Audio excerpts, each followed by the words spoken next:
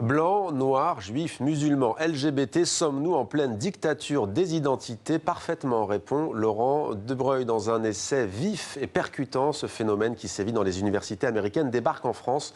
Bonsoir Laurent Debreuil. Bonsoir. Soyez le bienvenu sur TV5 Monde. Vous êtes philosophe, professeur d'études romanes, critique littéraire. Vous enseignez la littérature comparée à la prestigieuse université Cornell aux États-Unis. Et votre nouveau livre a pour titre l'expression que j'ai citée il y a quelques instants, la dictature des identités, édition Gallimard. Alors on va commencer par l'actualité en France, à la Sorbonne.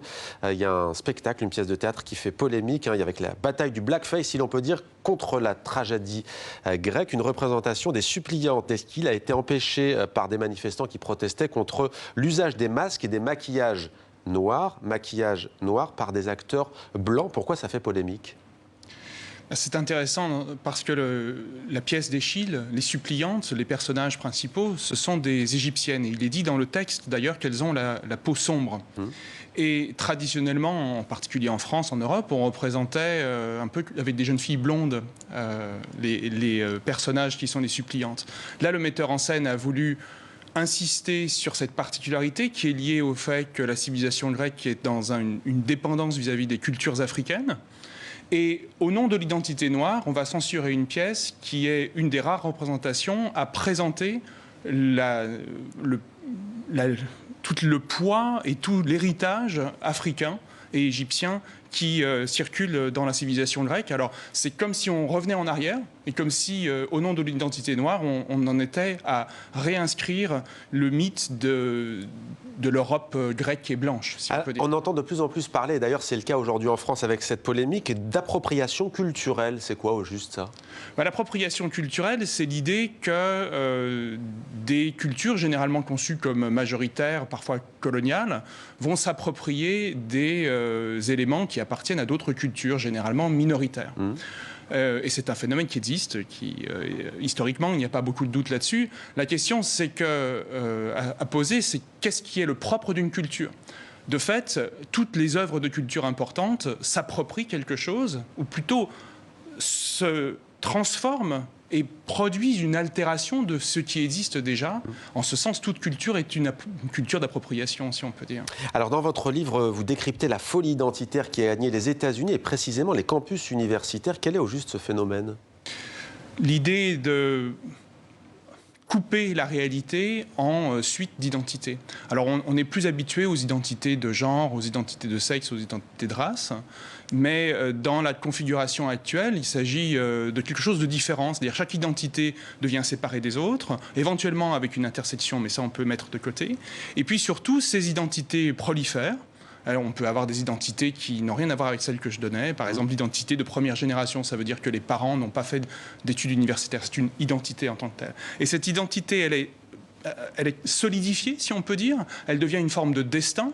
Elle est transformée en particulier par la question technologique qui permet d'agir au nom de l'identité. Et surtout, elle est en permanence réexprimée dans un retour sur soi-même qui est toujours du côté de la souffrance. Oui, on parle de politique d'identité justement qui se base sur cette souffrance et une certaine victimisation. Et c'est puissamment relayé par les réseaux sociaux. Oui, c'est puissamment relayé pour plein de raisons. D'abord parce que les réseaux sociaux sont très importants dans la vie universitaire pour les étudiants et pas seulement.